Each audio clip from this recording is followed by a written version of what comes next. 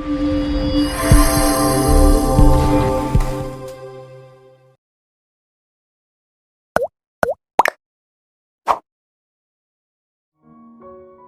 बार की बात है, एक गरीब परिवार रहता था।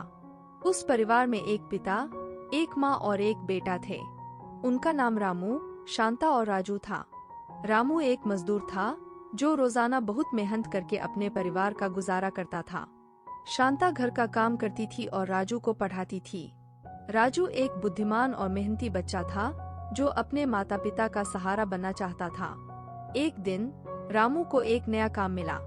उसे एक बड़े से घर में दीवारों को रंगना था। रामू ने अपना सामान लेकर उस घर की ओर चल दिया।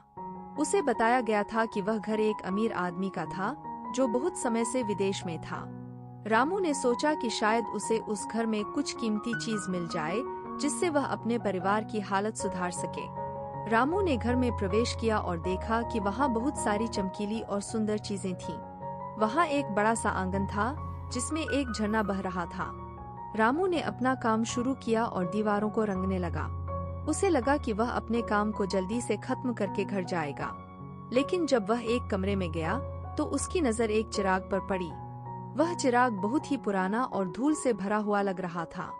रामू ने सोचा कि शायद वह चिराग कुछ खास नहीं होगा, लेकिन फिर भी उसने उसे उठा लिया। उसने चिराग को अपने कपड़े से पोंछा और देखा कि वह चमकने लगा।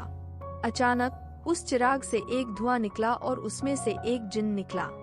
वह जिन्न बहुत ही बड़ा और भयानक था। उसने रामू से कहा, मैं तुम्हारा गुलाम हूँ। तुमने मुझे इस चिराग से छुड़ाया है। अब तुम मुझसे 3 इच्छाएं मांग सकते हो। मैं तुम्हारी हर इच्छा पूरी करूँगा। रामू को यह सुनकर बहुत ही खुशी हुई। उसने सोचा कि अब वह अपने परिवार के लिए कुछ भी कर सकता है।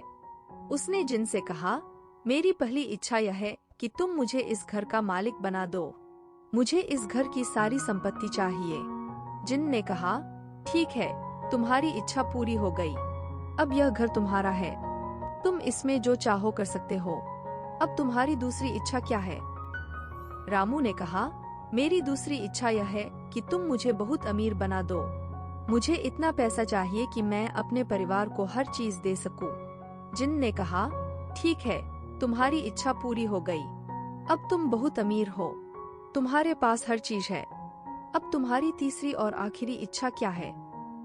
रामू ने कहा, मेरी तीसरी इच्छा यह है कि तुम मुझे इस दुनिया का सबसे शक्तिशाली और प्रभावशाली आदमी बना दो। मुझे इस दुनिया पर राज करना है। जिन्न ने कहा, तुम बहुत लालची हो। तुम्हें इतना सब कुछ मिलने के बाद भी तुम्हारी लालच नहीं बुझी। तुम्हारी इस इच्छा को पूरा करने के लिए मुझे तुम्हारी आत्मा चाहिए।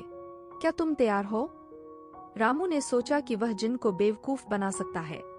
उसने कहा, ठीक है, मुझे कोई फर्क नहीं पड़ता। तुम मुझे अपनी आत्मा दे दो।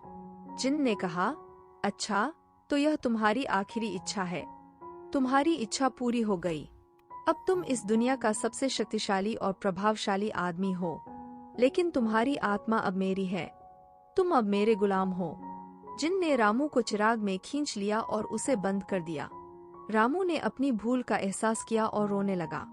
वह अपने परिवार को याद करने लगा, लेकिन अब उसके पास कुछ भी नहीं था।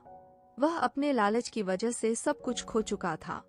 इस तरह रामू ने अपने लालच का अंजाम भुगता। उसका जादुई चिराग उसके लिए एक अभिशाप बन गया।